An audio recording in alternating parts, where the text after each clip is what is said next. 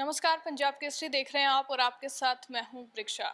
लोगों की फैसिलिटी के लिए पंजाब के अलग अलग जगहों पर सिविल अस्पताल बनाए गए हैं। जालंधर का भी सिविल अस्पताल है, अक्सर सुर्खियों में रहता है और अब एक और मामले को लेकर सुर्खियों में है, जहां पर आरोप ये है कि इमरजेंसी वार्ड के जो डॉक्टर्स थे उनकी तरफ से यहां पर बदतमीज़ी की गई है, उनकी तरफ से रूड बिहेवियर जो है यहाँ पर किया गया है। जिनकी तरफ से पूरी शिकायत दर्ज करवाई गई है वो हमारे साथ हैं राजेंद्र शर्मा जी, उनसे बातचीत करेंगे। सर, सबसे पहले आप बताइए कि क्या कुछ पूरा मामला रहा है, क्या चीज़ें हुई हैं? क्या आप एक पेशेंट को लेकर गए थे, क्या कुछ था पूरा मामला, वो बताएं। असल में ऐसा था कि 14 तारीख को 14 नवंबर को शाम को मैं किसी साथी को अपने लेकर गया वहाँ पर एमएलआर कटाने के लिए, क्योंकि उसको जानकारी नहीं थी कि किस तरह से ये सारा प्रोसेस चलता है। तो मैं उसको साथ में लेकर गया, लेकिन वहाँ पर जो डॉक्टर्स थे उनका जो रवैया था वो बहुत ही रूड और एरोगेंट था। उन्होंने बहुत ही अपमानजनक, जैसे मैं अंदर गया तो उन्होंने मुझे कुर्सी पर बैठने नहीं दिया, जबकि कुर्सियां खाली पड़ी थी और मैं पीड़ित व्यक्ति के साथ गया था। तो नेचुरली है कि पीड़ित व्यक्ति की बात मैं ही समझा सकता था, तो ये मेरा लेजिटिमेट राइट था। उन्होंने, और दूसरा ये पब्लिक का ऑफिस है, वहाँ पर बैठने अगर कुर्सी खाली पड़ी है तो मेरा अधिकार बनता था। लेकिन उन्होंने बहुत ही बेइज्जती और बहुत ही बेइज्जत ढंग से, रूखे ढंग से मुझे उसी समय बाहर निकाल दिया। तो बात यहीं पर ख़त्म नहीं हुई।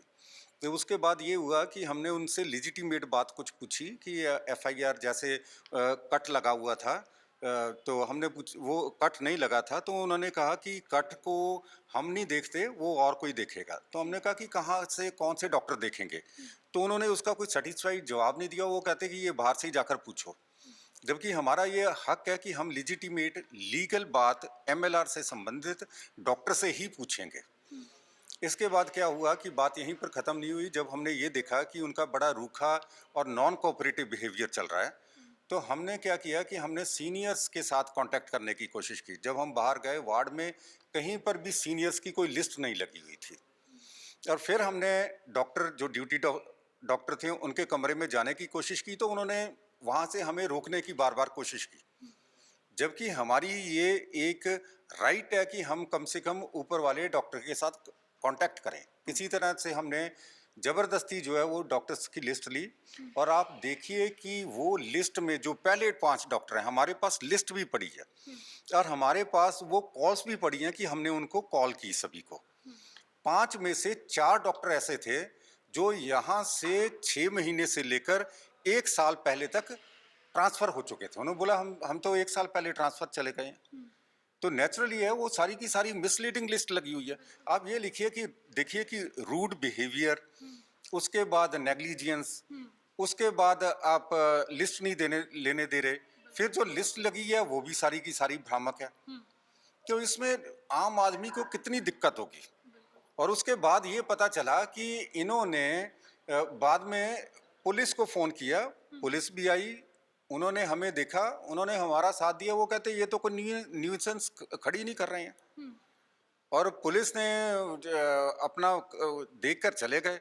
लेकिन इन्होंने बाद में एक एसोसिएशन की तरह इन्होंने अपना गुट बना लिया, ये सारे के सारे इकट्ठे हो गए, और उसके बाद पुलिस के ऊपर इतना दबाव बनाया और इन्होंने एक कंप्लेंट हमारे खिलाफ झूठी दे दी, जिसमें इन्होंने ये आरोप लगाया कि ये हमें रिश्वत दे रहे थे और हमारे घर वालों को डरा रहे थे।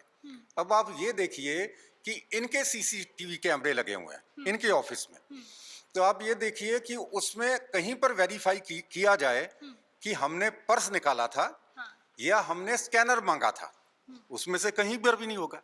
हमारा तो जो व्यक्ति था, जो पीड़ित था, वो आखिरी समय तक रिक्वेस्ट करता रहा, 15-15 मिनट तक, जो कि सीसीटीवी कैमरे में रिकॉर्ड है। वो ये रिक्वेस्ट करता रहा कि आप साइन कर दीजिए, मैंने डुप्लीकेट कॉपी लेनी है। इन्होंने साइन नहीं किया उसके। तो ये बिल्कुल झूठे और बेबुनियाद आरोप लगाकर जो भी वहां पर आते हैं उनको परेशान कर रहे हैं।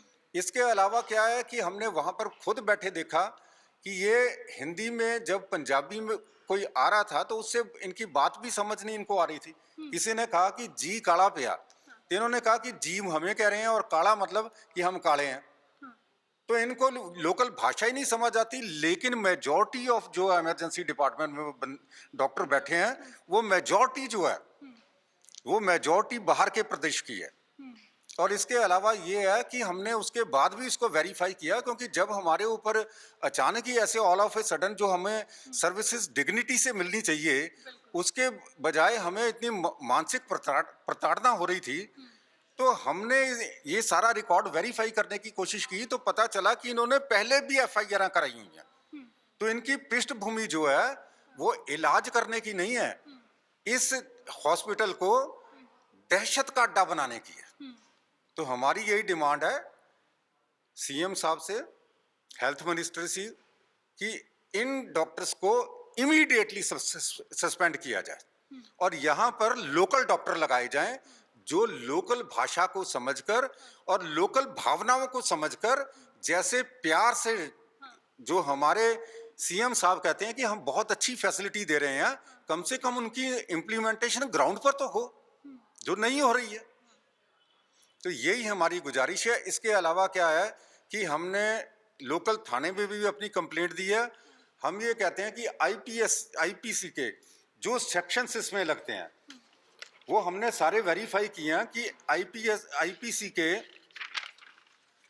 सेक्शन 166 लगता है जिसमें हरासमेंट ऑफ पब्लिक, 166 ए लगता है जिसमें refusing to sign illegitimate document, section 186 लगता है जिसमें गलत जो इंफॉर्मेशन है वो देनी, जैसे फोन नंबर्स की, और सेक्शन 337 बनता है मेंटल हरासमेंट का, सेक्शन 504 आईपीसी का बनता है इंसल्ट,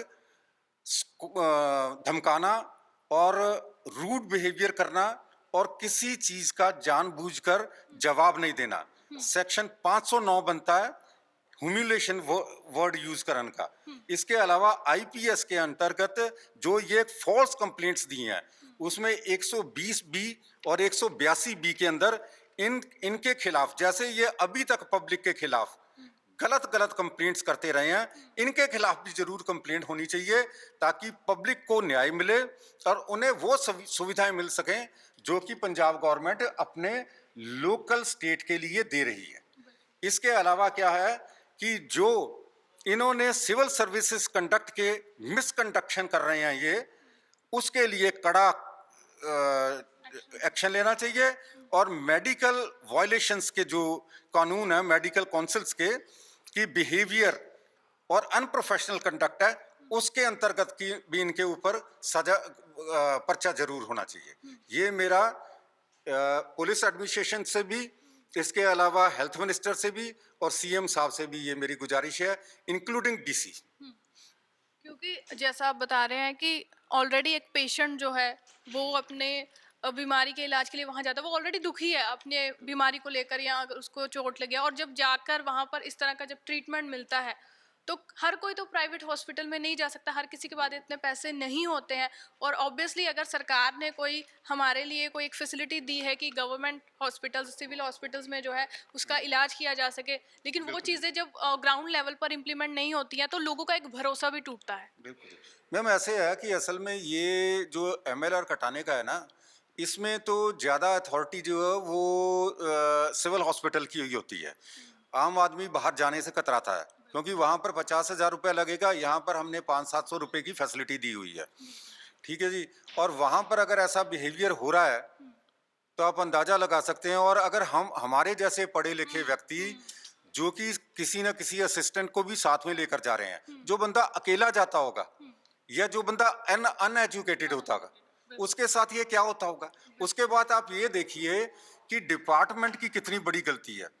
मुझे प्रेस कॉन्फ्रेंस में ये पूछा गया कि आप क्या सिविल सर्जन के पास गए या एमएस के पास गए, तो हमने उनको बताया कि उन्होंने तो बिना कोई इंक्वायरी की, अपनी डिपार्टमेंट इंक्वायरी कम से कम करते, कम से कम जो उनकी वीडियो कॉल्स रिकॉर्डिंग पड़ी है उसको देखते और वहाँ से जस्टिफिकेशन करते। उन्होंने यूनियन के दबाव में साइन करके सीधा उसी समय थाने में भेज दी और ये लिख दिया कि इंस्टीट्यूशनल इंक्वायरी की जाए। अब एक आदमी वहां पर इंस्टीट्यूट को क्या नुकसान पहुंचा रहा है? ना तो वहां पर तोड़फोड़ हो रही है और इसके अलावा तोड़फोड़ के अलावा ना कोई हाथापाई हो रही है, तो आप इंस्टीट्यूशनल इंक्वायरी क्यों कह रहे हो? ये डॉक्टर्स ने जो कि बाहर से आए हैं, शायद कॉन्ट्रैक्ट्स पर हों, इन्होंने तो 1 साल बाद 6 महीने बाद नौकरी छोड़ देनी है, लेकिन इंस्टीट्यूशन फंसा रहेगा और लोकल जो पंजाबी व्यक्ति है, लोकल बंदा फंसा रहेगा यहाँ पर। तो इस चीज को मतलब ये पंजाब की सरकार को जो प्रायोरिटी के लिए ये बात करती है कि हमने लोकल पब्लिक और पंजाबी पब्लिक को फैसिलिटीज देनी है, तो ये बिल्कुल कड़ाई से देखना चाहिए और इनको कड़ी से कड़ी सजा देनी चाहिए, डिपार्टमेंट सजा भी होनी चाहिए और इसके अलावा पुलिस का जो इनका एफआईआर पक्का होनी चाहिए। बिल्कुल सर, हम यही चाहेंगे कि हमारे थ्रू जो है आपकी जो बात है वो डिपार्टमेंट तक पहुंचे और आपकी जितनी भी समस्याएं हैं उसका हल यहाँ पर हो सके।